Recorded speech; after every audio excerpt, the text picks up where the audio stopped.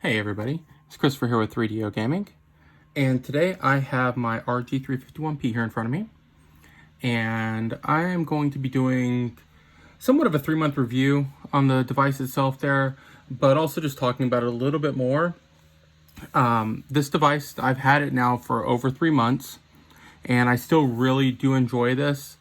There hasn't been much advancements in the retro handheld field in the last 3 to 6 months, really. Everything it's kind of held its own right now. There have been a couple new device launches, but nothing really taking it a step forward. So I wanted to go ahead and look back at this. I have gone ahead and updated the software on this. I have not shown a video with the updated software yet, but I have changed this from the original EMU ELEC firmware, and right now I have 351 ELEC on here. Now the new firmware itself I do like.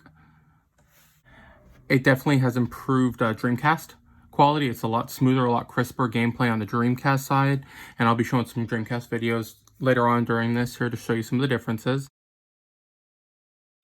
In terms of two systems that really are not playable on the Retroid Pocket 2 that were playable somewhat on here, the 3DO system as well as Sega Saturn. The updating the OS to the 351 ELEC didn't really change that much. They're still they're running slow. So unfortunately, we're still gonna have to wait probably till the successor to the current lineup comes about. That we may see some gameplay improvements in some of the harder to emulate 32-bit and 64-bit systems. So that includes the Atari Jaguar, that's hard to emulate right now, and partially because there's no support for it. But I do like the new OS. It does run a little bit better than the one that comes with it there. I will put some information in the description and some links in the description of this video. If you do wish to update it, it is not difficult at all.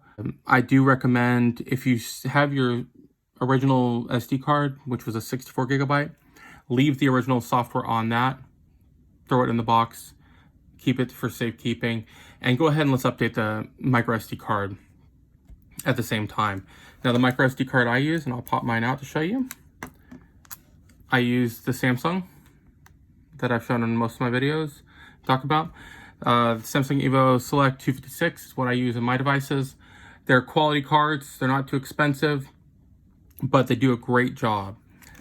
So you can get this for around $30, 256 gigabytes, and it's more than enough for most people. I would say probably for the vast majority of people. But I use that card on my device. I love it. It works really well. Now on this, with the new software, this is what I have installed. Atari Lynx, Neo Geo games, N64, Nintendo DS, Sega CD. Sega CD also I've seen a lot of improvement too with the new operating system compared to the factory default one. I have put a few oddballs like Sinclair, and there's some Virtual Boy on here, some Amiga, some ColecoVision. So I just threw a bunch of random stuff on here as well as some of my larger collections. So like you see, I have a full set of N64.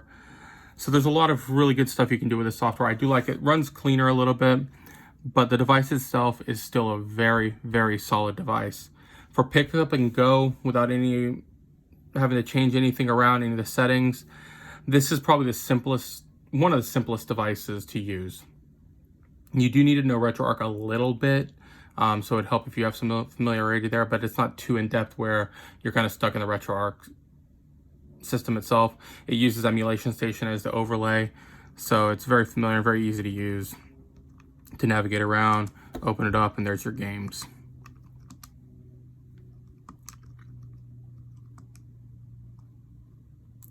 Now, a little bit about the device itself. If you have not had this before, and you be sure to look at, I have hundreds of videos on this device itself. I really do like this device. This and the Retroid Pocket 2 are the two that I recommend the most. But this one here has a 3.5-inch display. It's 320 by 480. So it is not as crisp as the Retroid Pocket 2 screen. However, it does look really good, and especially for Game Boy Advance games, it works perfectly on here. It does have a quad-core 1.5 gigahertz processor built in and 1 gigabyte of RAM. That is something I do hope they improve in the next version where they bump that up to 2 gigs. But for everything I mean, all the way up to PlayStation Run, it runs really well. Dreamcast, PlayStation Portable, it does run most of them fairly well. There are a few ones that you'll have some problems with, but overall, it does run really well there too. There's over 20 different consoles that are compatible with this. So you can, I mean, a whole assortment of stuff you can play on here. It's got a 3500 milliamp battery built in. It lasts a while. I probably average around 6 to 7 hours on my usage, depending on your screen brightness, but I mean, be sure to turn it off when you're not using it there, or at least put it to sleep. Don't leave it just screen on, but it does last a good while. One of the drawbacks on this device, there is no built-in Wi-Fi. Now, the original models of these did have built-in Wi-Fi, but they did opted to remove that feature because it was having some speaker issues with it. So my personal one that I purchased came with an adapter that you can plug in either one of these, and it came with a little Wi-Fi card that you could just plug right in. So it does have capabilities of using Wi-Fi. It's just not something that is built into the device. Now, give you a brief rundown of the device. You got your 4 buttons here: A, B, X, Y, start and select. You have your D-pad, and your 2 analog sticks. Analog sticks here I like. One thing that it has better than the Retroid Pocket 2 is your right one here is a full analog stick as well as the left one. On the side, you'll have your power button. Up top, let me zoom out a little bit for you there. You have your R1, L1, L2, R2 buttons. They are in line here. They're not recessed behind each other. Some of you may like that. It's easier in the pocket. I do prefer the Retroid Pocket 2 versions where it's more like a PlayStation or a standard controller, where it's your L1, R1's here, L2, R2 is right behind.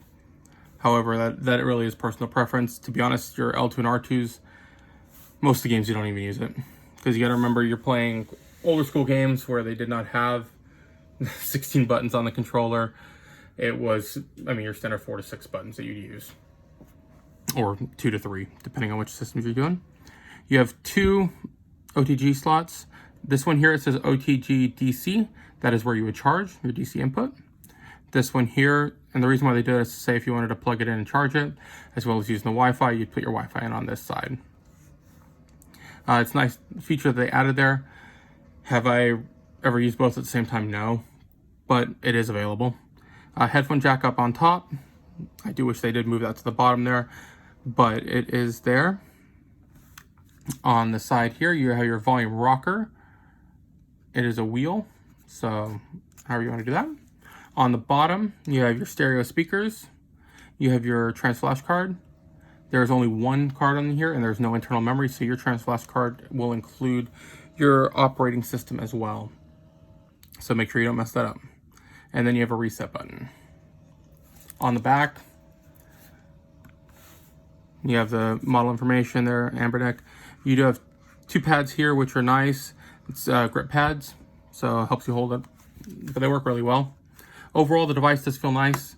It is plastic, of course, but it does not feel too plasticky. It's not a cheap build. I do like the build of this. It does feel like a quality piece. It has some decent weight to it, where it's not flimsy feeling. So overall, the device I think is attractive, and it's functional. So it is a little smaller overall than the Retroid Pocket 2. Some of you may like that, a little more pocket friendly. But overall, I think it is a very well built device, and I have enjoyed it for the last 3 months. Now, some of the systems that can play on there, as I said, can hold about 20. You can do your PlayStation Portable on here, your PlayStation 1, your Nintendo DS, Nintendo 64, Super Nintendo NES, of course. Neo Geo Pocket is available. The Atari systems I have on here, they do work. ColecoVision, Commodore 64, your full Sega's, Dreamcast, Saturn with extreme limitations, Genesis, Game Boy, or Game Gear, I'm sorry, your Master System, the whole Game Boys up to the Nintendo DS are available, your Atari Lynx. Your 3DO and Jaguar, very limited and very slow. Jaguar, I've not had one that was actually, I would consider playable. But it's got your TurboGrafx 16. It will be compatible with WonderSwan, with your arcade systems, your Capcom Play systems. Your MAME is available on here. FBAs available on here, so it has a great selection of consoles it's able to handle. So you really can't go wrong with this device. One drawback on this device, though, it does not have Bluetooth built in. So similar to how the Retro Pocket 2 does have Bluetooth, and I've used it with the controllers, there is not a Bluetooth chip installed on the RG351P. So unfortunately, you're not going to be able to be playing via Bluetooth on here. But it's overall is very good. The only another drawback that I do want to identify right away, when I showed you all the ports on the device, if you'll notice, there is no HDMI out. Now that is a feature I do rave about on the Retro Pocket 2. I love the feature that it can be basically a home retro console as well as an on-the-go handheld version. This one here is strictly a portable version. There is no output via HDMI on here. For most of you, I don't think that's going to be an issue, but I do want to identify that right now. And in the last 6 months or 3 months I've had the device, of course, that has not changed. But overall, I feel the device is an excellent purchase. It is still around $100 for the device. As I said, with this and the Retro Pocket 2 are still my favorite retro handhelds. And whichever way you decide to go, if you're looking for the, under $200 handheld market, these two are the best in my opinion for retro consoles. And you can't go wrong with either one. A lot of it's going to be personal preference, which one you like, how the look and feel of it. And I've done some comparison videos there. I'll have a couple linked in the description, or you can search my channel. So there's layouts a little different on them, but overall I still think it's an excellent handheld, and after 3 months I still use it just as much as I used to. I know I've covered several other handhelds on my channel itself there, but I've found no reason to really detract from using the RG351P. My feelings when we started that it was a very well built handheld, very well, are still the same now. It's still a very good handheld. And I think if you do choose it there, you'd find little reason to really complain about it. It does the job, it does what it's supposed to very, very well. So with that being said, if you do have any questions, comments, concerns, anything you want to see about the device, leave me a message below, and I'll be more than happy to help you with this. And if you watched my 6-month review of my Retro Pocket 2, you should know I'm doing a couple contests on there. So be sure to watch that video. Go ahead and enter in the contest there. And on here too, I will be doing a contest. I will be giving away a 128 gigabyte Samsung microSD card as well. One of the Evo Selects. I think they're some of the best quality cards there. I do use them on most of my devices, so I do recommend them highly. So to enter that contest, all you have to do is go be subscribed to my channel, like this video, and in the comment section below, tell me your favorite retro game. So it's a little different on the Retro Pocket 2. If you want to enter that contest, you got to watch the video and see what you have to do there. But this one here, comment below your favorite retro game. And to me, I've been around, I'm in my 30s, so I've seen the PlayStations and before the PlayStations. I would not consider anything after PlayStation 2 as retro right now. Although it technically may be in some people's eyes.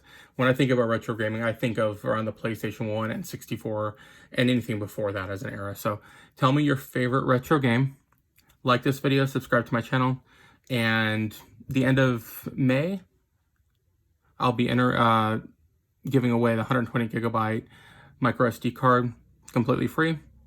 I'll contact the winner. I'll post the information up on Twitter as well at 3DO Gaming.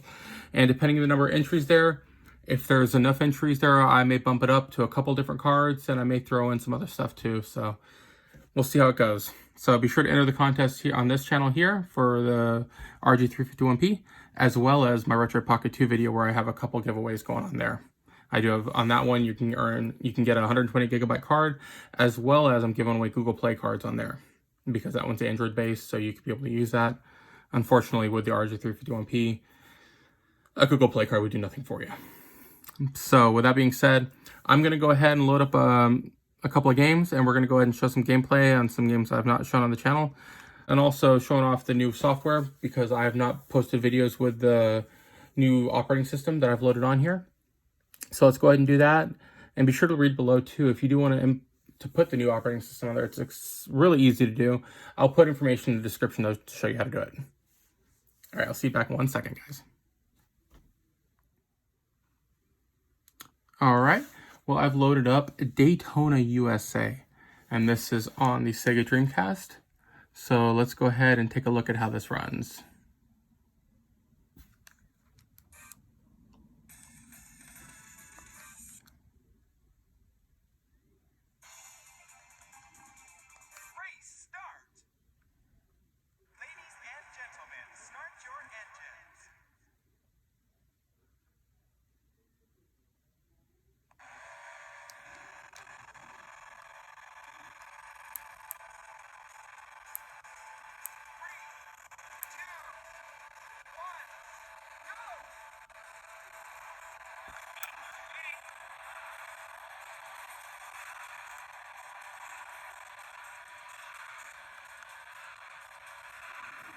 So again, this is Daytona USA on the Sega Dreamcast.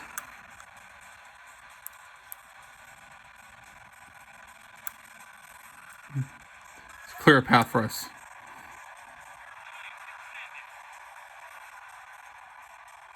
Oops.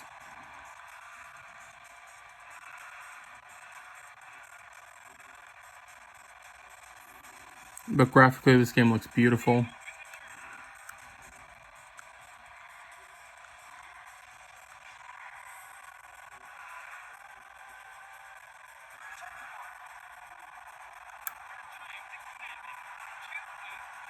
Oh.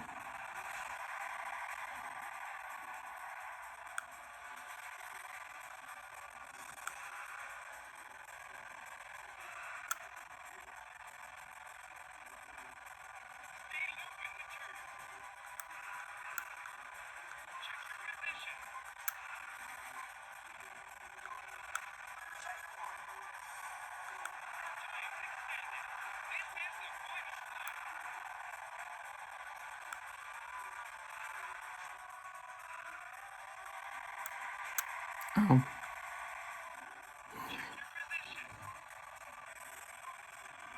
No, I'm not going to make it to the next checkpoint, I don't think, guys.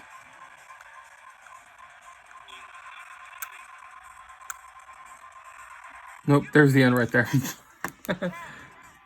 Well, the game runs well. It's a little touchy on steering, but graphically it looks better than what it did before. So let's go back, and I'm going to load up another Sega Dreamcast game. Let's go ahead and load up Marvel vs. Capcom 2.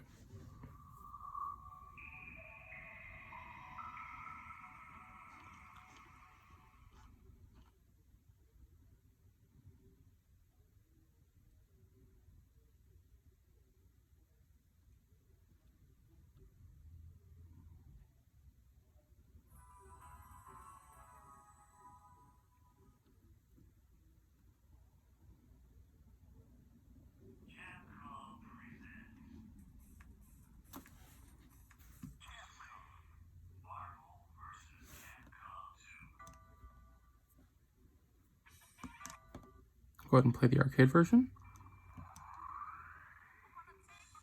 All right.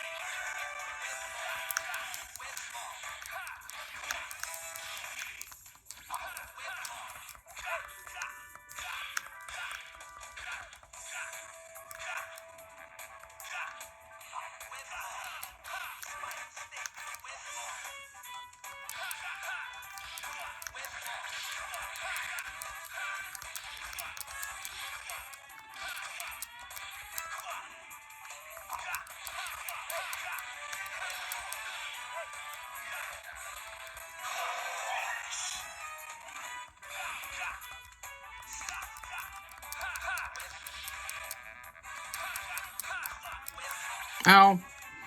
You got me the web. No! You killed my Spider-Man! The Hulk will get you.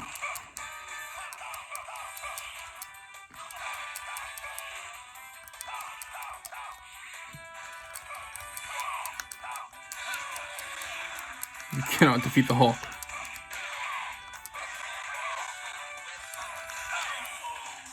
That's right. I won. So that's Capcom Marvel vs. Capcom 2 for the Sega Dreamcast. And it runs perfect. There was no hiccups, sounds great. The gameplay was very fluid. So, very impressed with how it runs the game.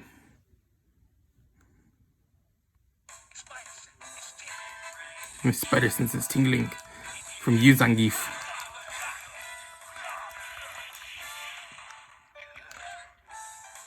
Oh, that's not nice.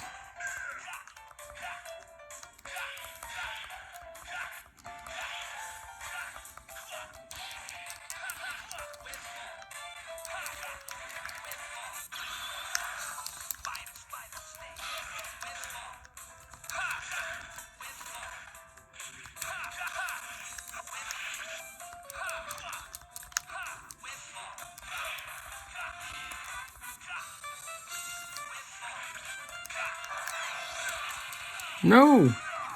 Not nice, Zangief. I'm your friend, remember? You're on my team too.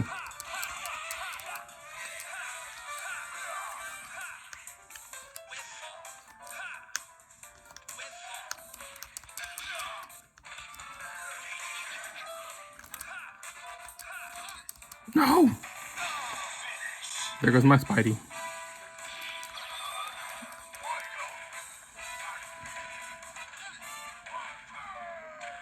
That's not good. You just made the Hulk mad.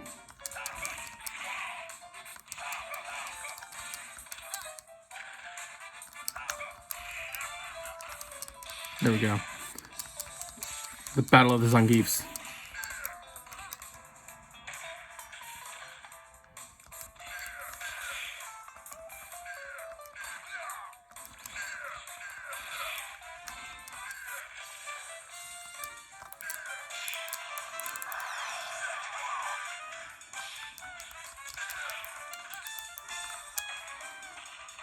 I do not like this guy.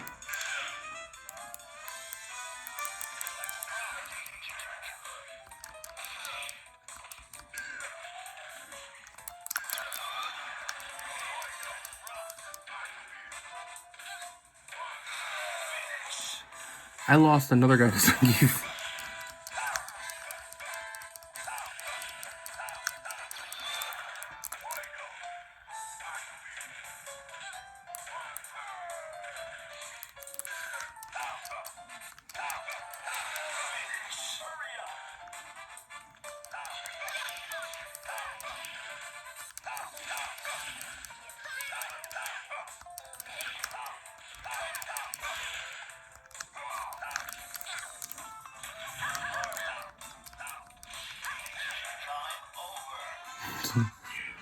I lost.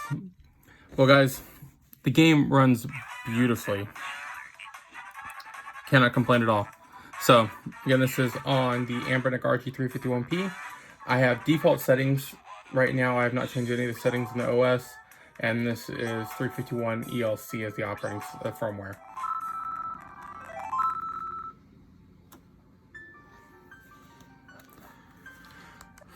File 1.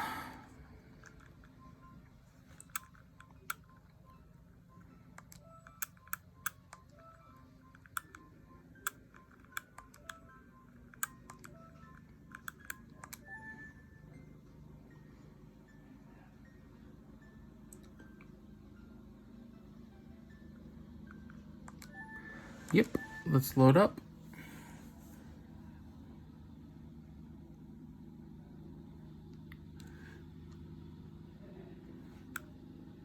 And I believe this will actually be the first Majora's Mask video on my whole channel.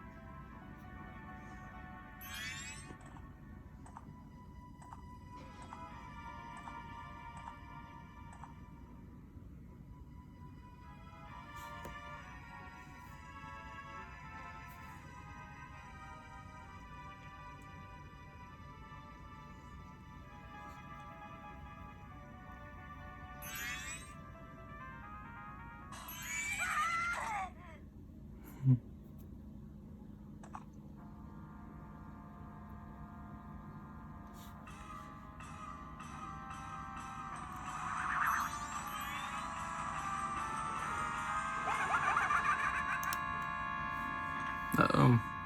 The mask.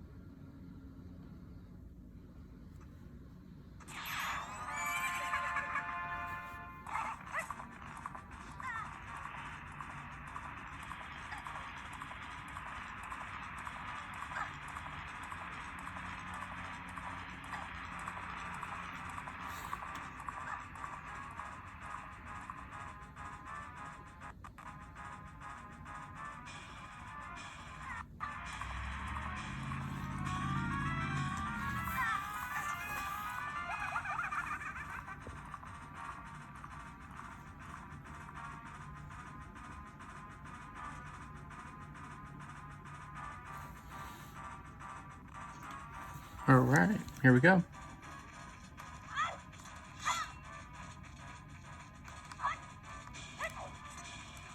So, control-wise, it's responsive.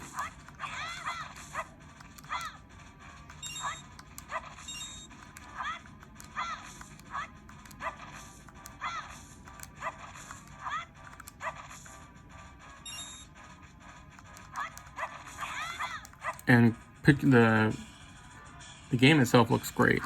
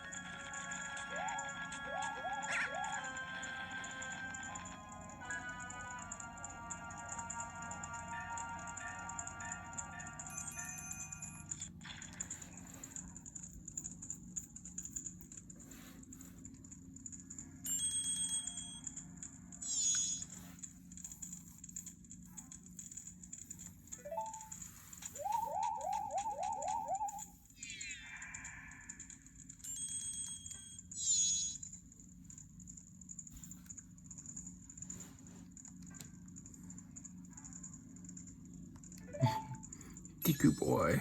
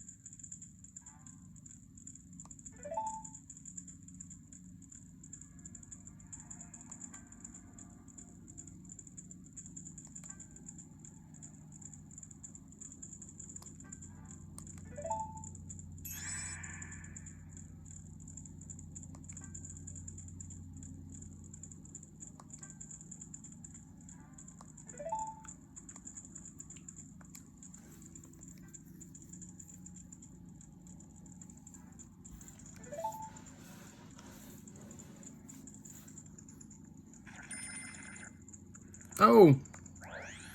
Oops. Did not mean to jump down all the way.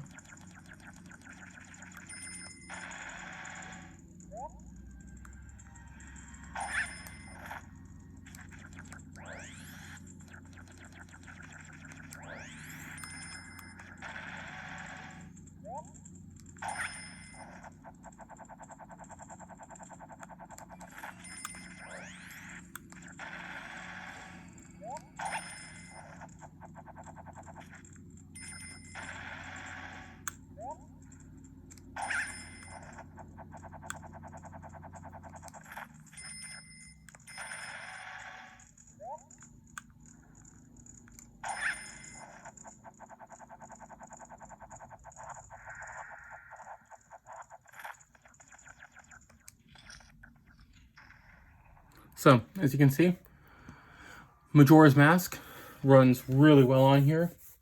So, try it out. It runs really great. Overall, this is, again, Legend of Zelda Majora's Mask, Nintendo 64, on the RG351P, which I've updated to 351 ELC firmware.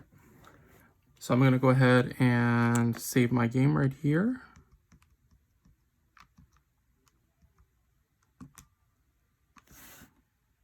And there we go, we're saved. So I'm going to go ahead and pop out of this game now. Let's go over to PlayStation Portable.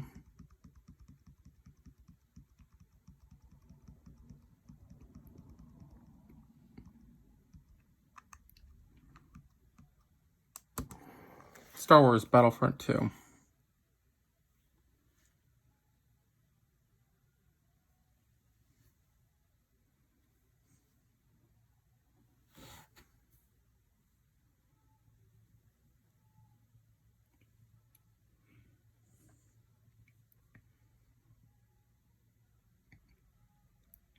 Star Wars Battlefront 2 is a phenomenal game. This is the original one, not the newer one, that has divided opinion a little bit. But for this version here, phenomenal game. I absolutely love playing this one, whether it was on PlayStation 2, the computer, or on the PSP. There's my copy of it. I just happen to have it right behind me.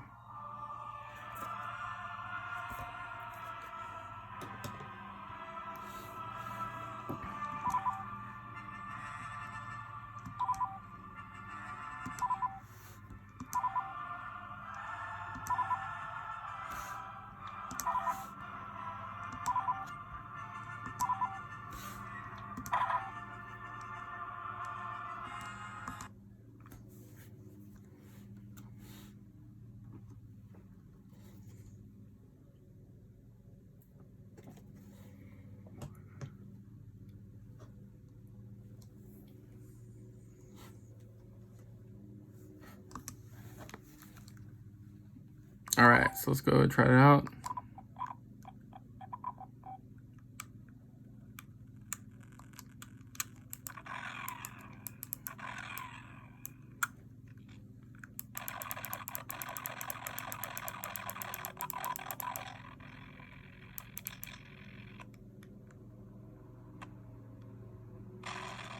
Oh, grenade.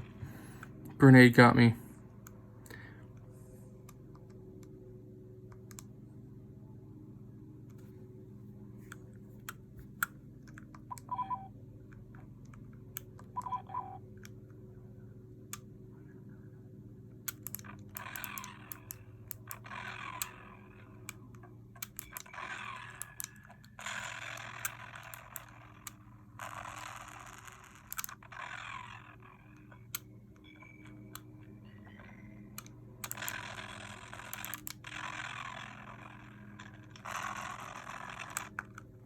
Let me check my settings on this game. Frame skipping is off. Go ahead and move that up to 1. Continue.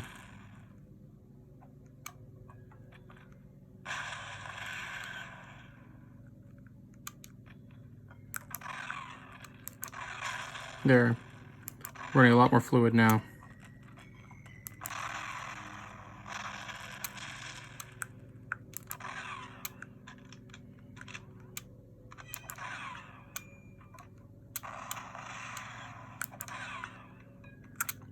Yes. Let's play as Boba Fett.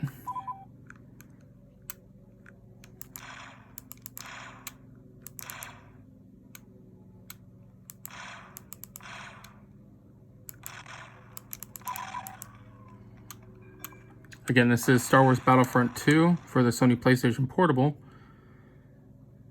And this is on the RG351P using the 351 ELEC firmware. And everything on the settings for PPSS-PP is default, except I set frame skipping to 1% of. And it's running beautifully now.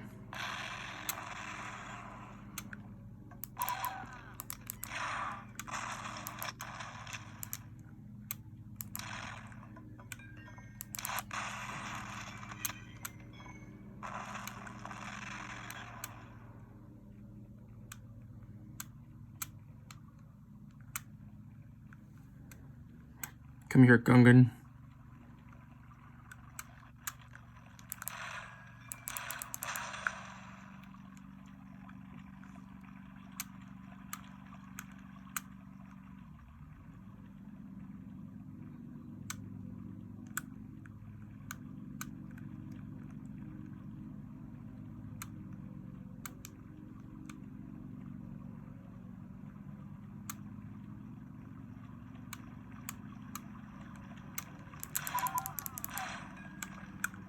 Five more Gungans to track down.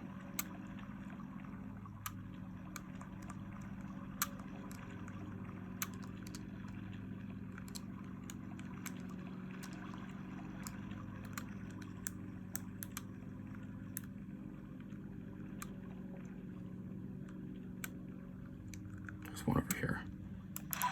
Got him. I've killed a Gungan. 4 more Gungans to hunt down.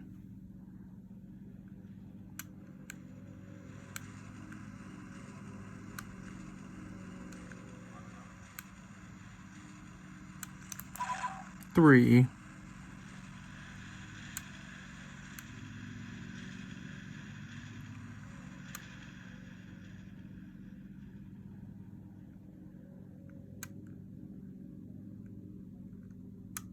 Come on, Gungans, where are you?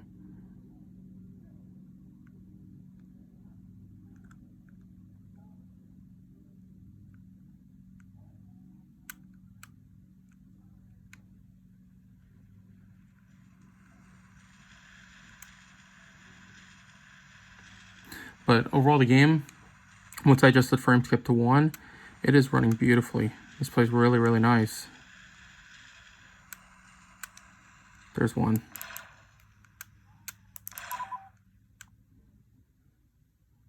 Two left.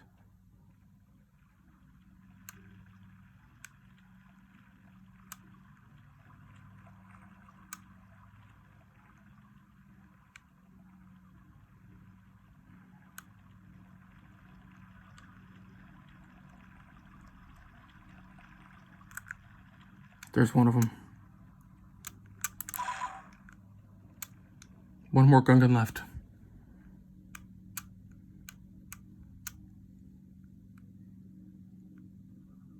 There he is. Where is he? Crap.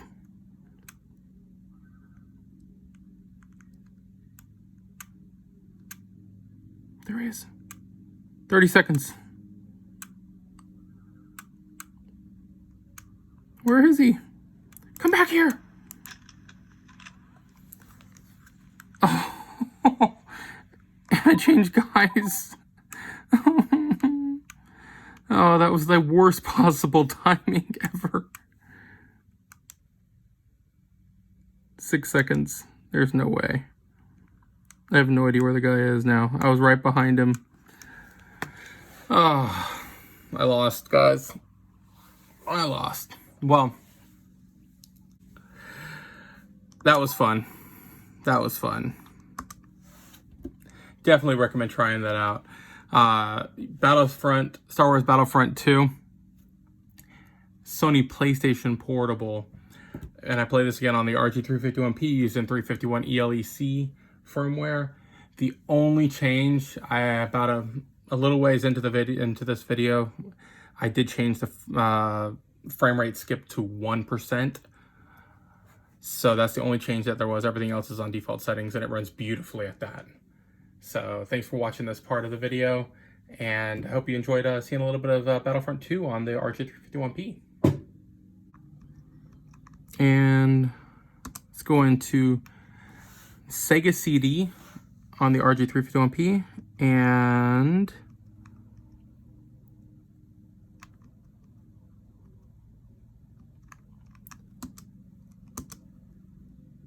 Samurai Shodown. This was one of the first Sega CD games that I remember having. I was a little young when I got this system, but there's my copy right there. Samurai Shodown.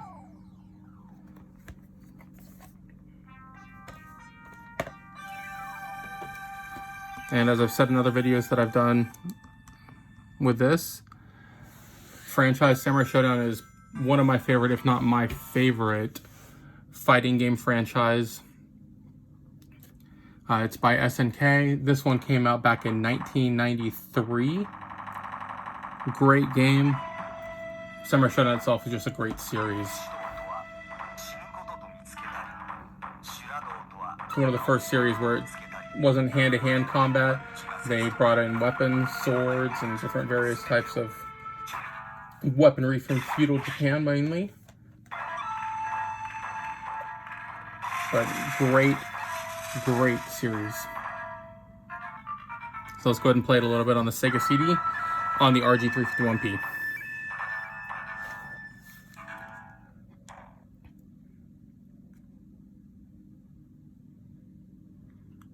Default settings on here, I've not touched any of the settings for Sega CD on this device. And again, this is using the 351 ELEC firmware.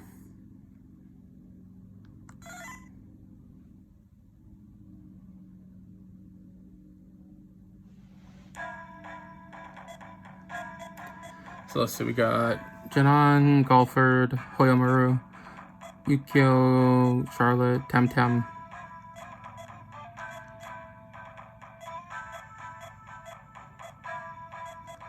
We'll go ahead and try Temtem. Will I get some of your estate?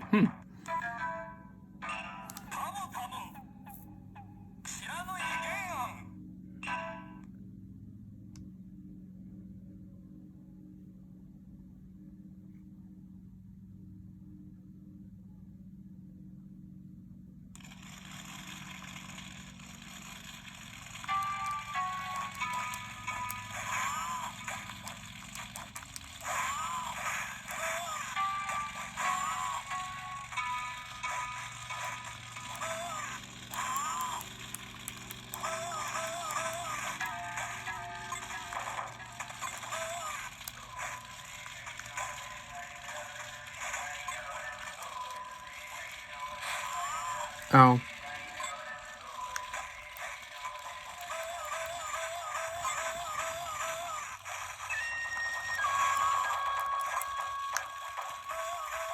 Headbutts, headbutts, headbutts, headbutts, headbutts.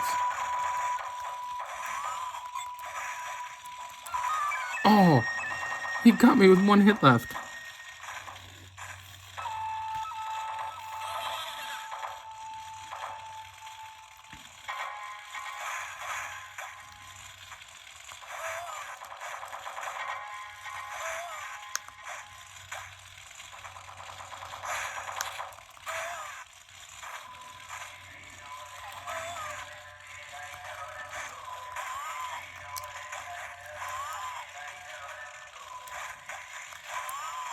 No, he got his claw back.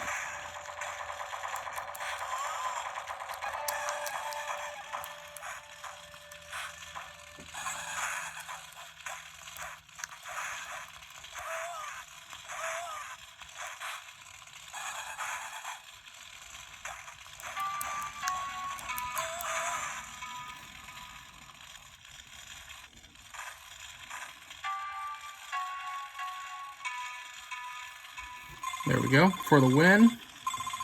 Tam Tam.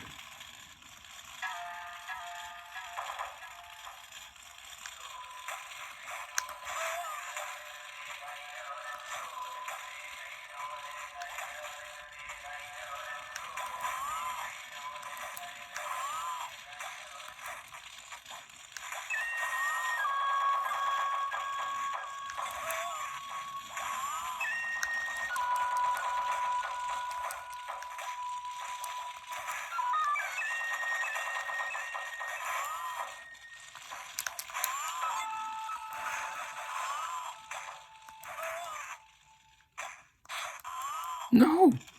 Purple missed.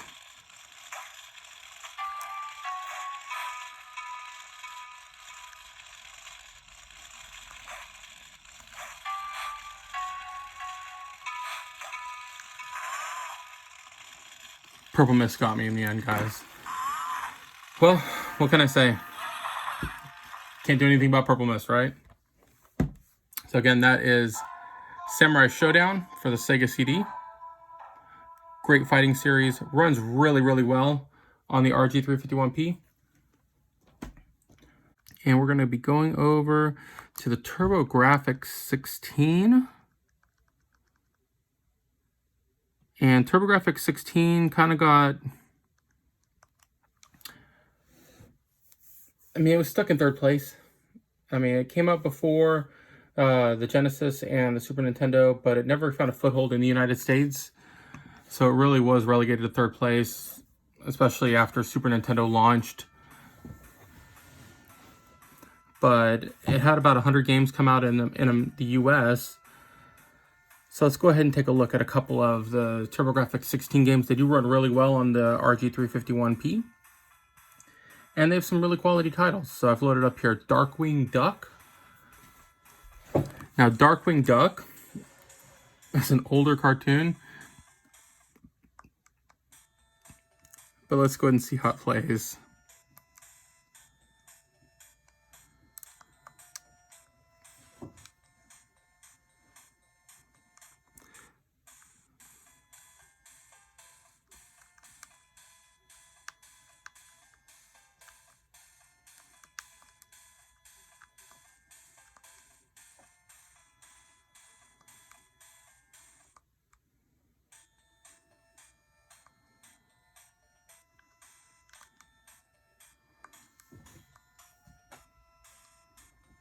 Armed and Dangerous.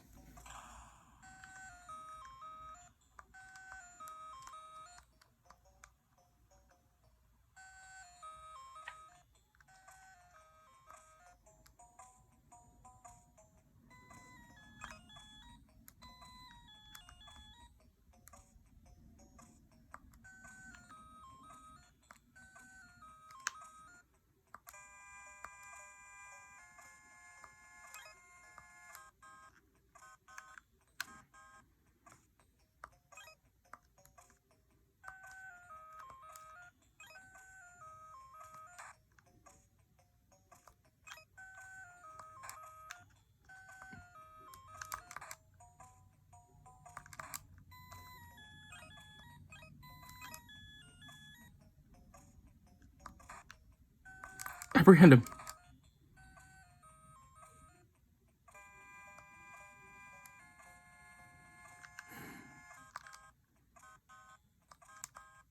I'm out of bullets.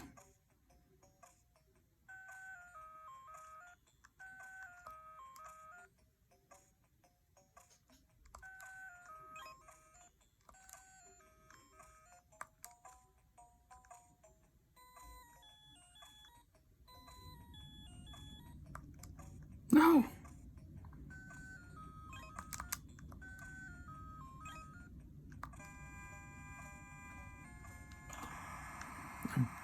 Darkwing Duck, guys.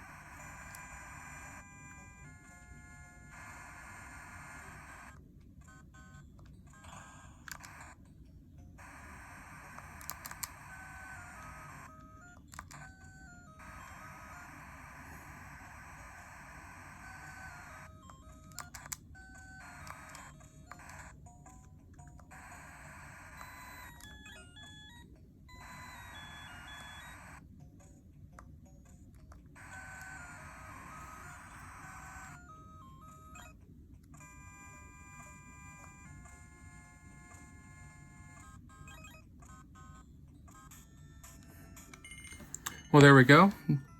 Mission complete. Ah, I failed.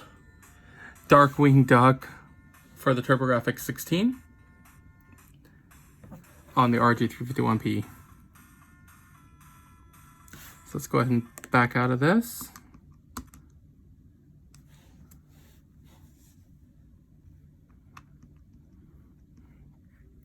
And let's go find another game.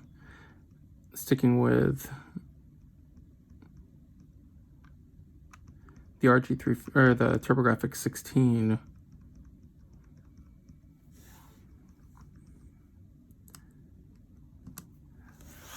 Splatterhouse. One of the, I think, the better known TurboGrafx 16 games. It was actually went over to TurboGrafx 16 because I believe Nintendo wouldn't allow it on their system because of the violence and gore, which would be replicated with Mortal Kombat, whereas the Genesis got the full version of Mortal Kombat, and the Super Nintendo received the bloodless version.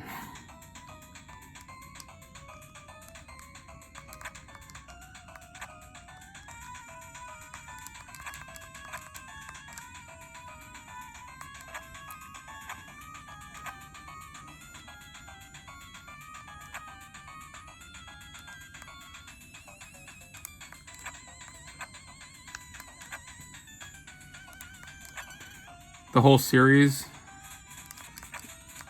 isn't great games to play.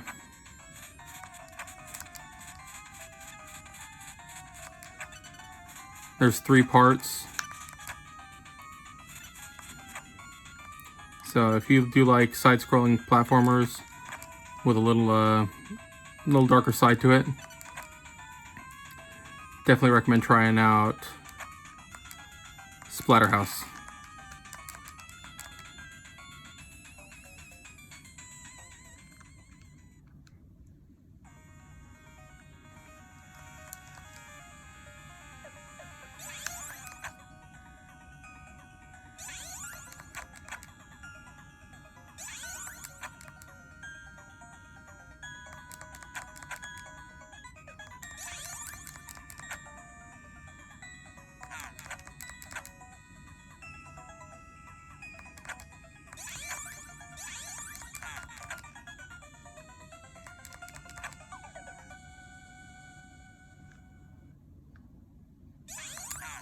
Oh. Stage 2.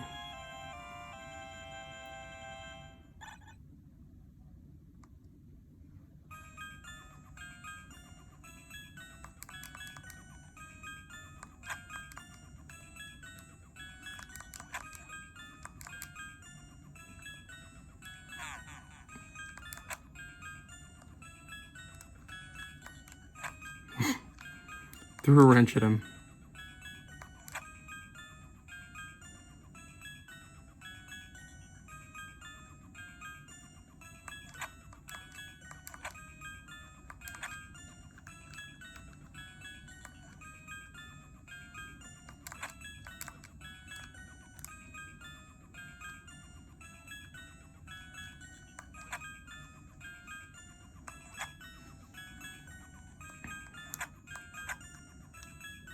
But graphically, this game is a great example of what the TurboGrafx 16 was capable of.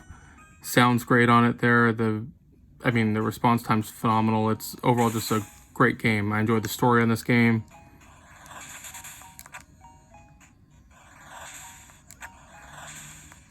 The levels are varied, even though the premise is the same. I mean, you're this gentleman trying to get his girlfriend back. And I just died, didn't I? With a Jason-like mask. And wielding all sorts of weapons and super strength. But it keeps it fun and entertaining.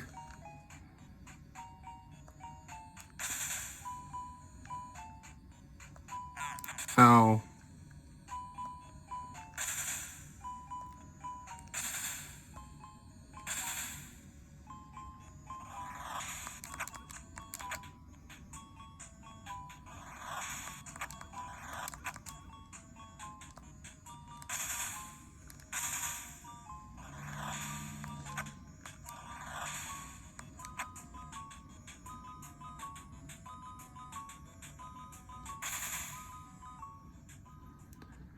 I've survived that room.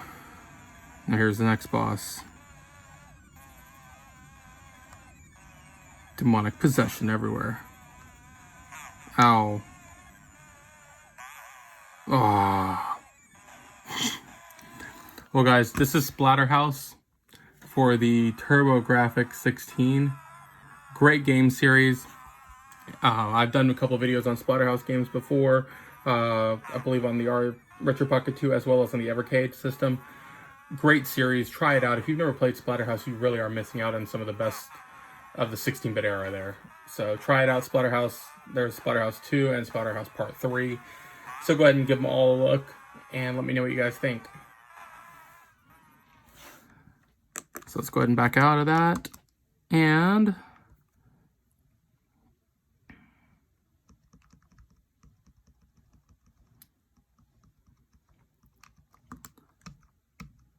let's go ahead and find one other game to play. Let's do Game Boy Advance. What shall we try out now, guys?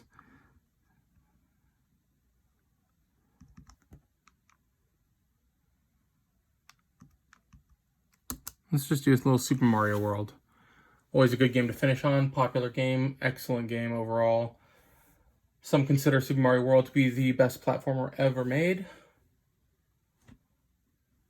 I think it's a really good game. I actually do enjoy Super Mario Bros. 3 actually more than this one, but it is in no way a bad game.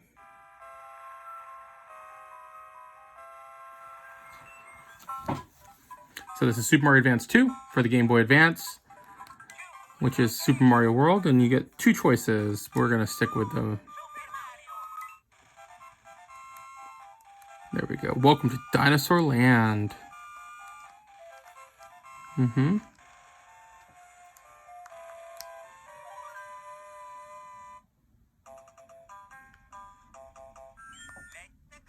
Let's go.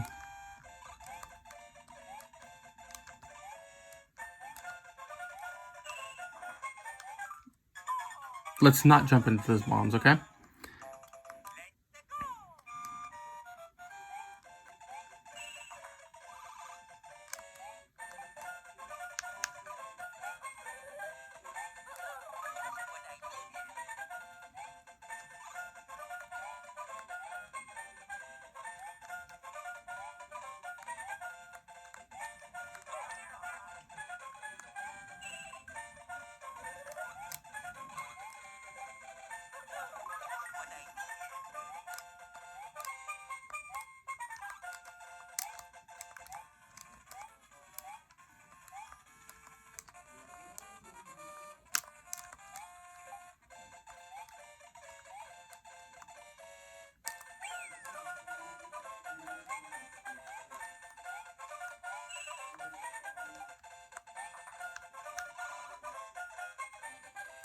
It's amazing how that can destroy me.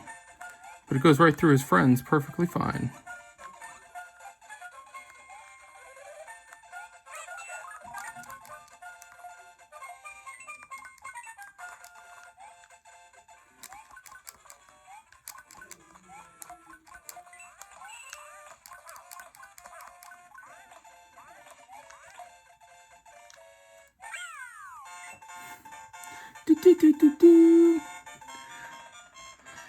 So the game runs perfectly on here. Again, this is Super Mario World for the Game Boy Advance.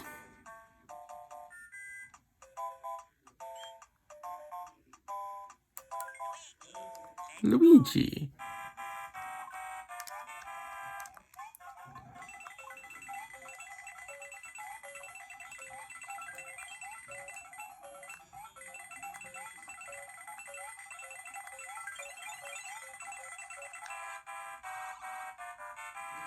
I was never a fan of Luigi.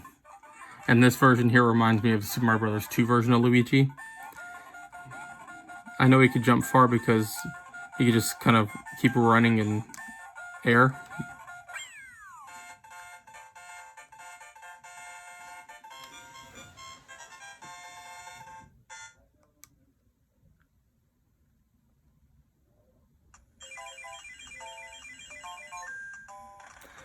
And there we go.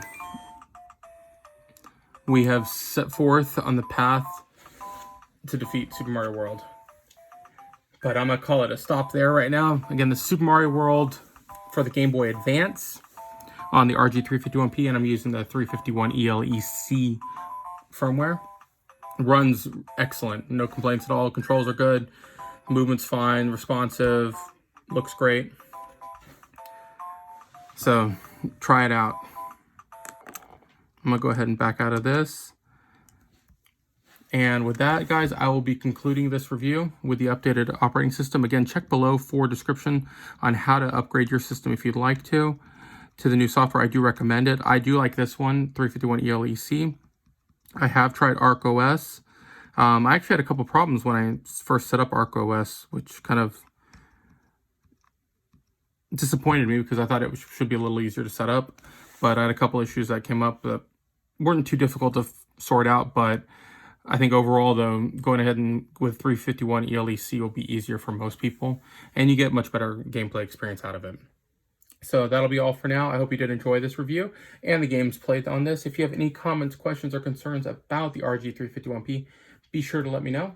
Remember, like the video, subscribe to my channel, and type below in a comment your favorite retro game, and you'll be entered in a contest for a free 128 gigabyte Samsung microSD card. But again, thanks for watching. Have a great day, and I will see you guys around later. Bye.